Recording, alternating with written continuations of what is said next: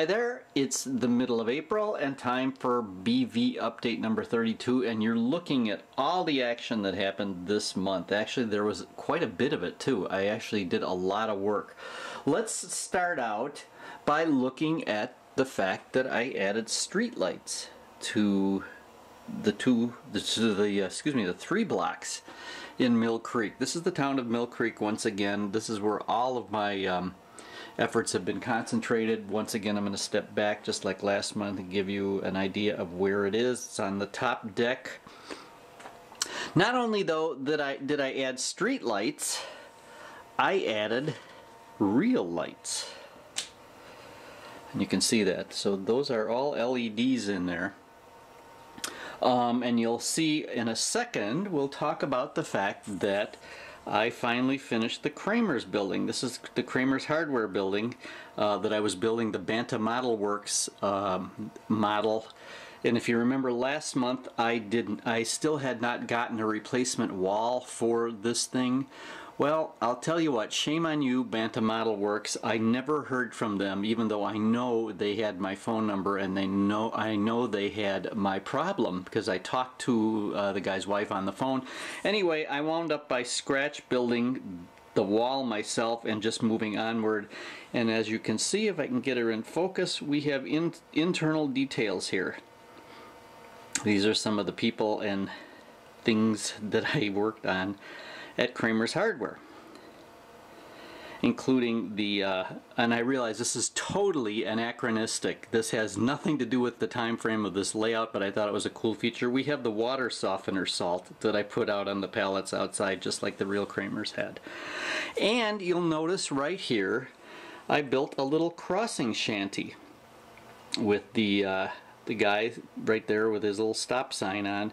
This was actually, it's not seated properly as I can see in the video screen, but this was from an article in an older model railroader magazine. I love this little crossing shanty. It has a screen door on it and everything. This is all scratch built.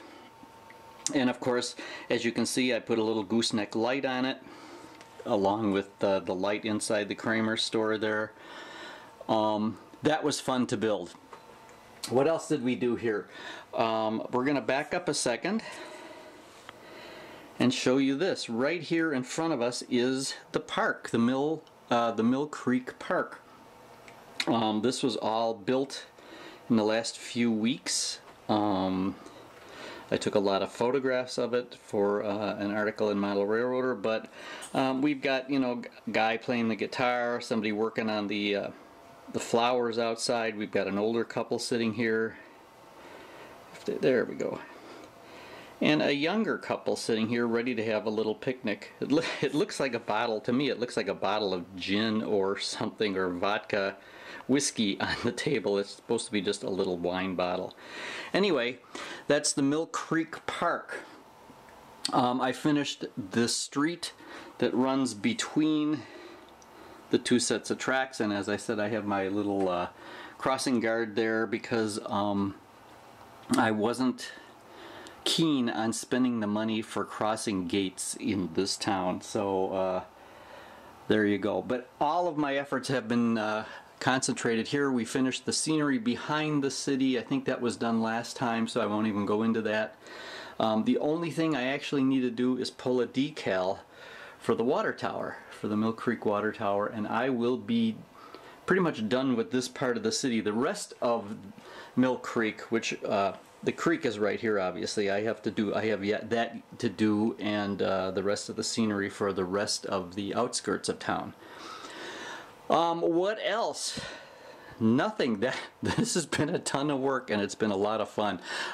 The Off the Rails episode 12 called Above and Below was just posted to Model Railroader Video Plus a couple of days ago. Rather than talking about tools and stuff. And today they posted part 1 of a 3-part series that I did on using track planning software, CAD software. So that's on Model Railroader Video Plus. Other than that, nothing has happened. Actually, the Doodlebug sits here. This is a Walthers 60-foot Doodlebug. I found out that it has 4 cracked gears on it.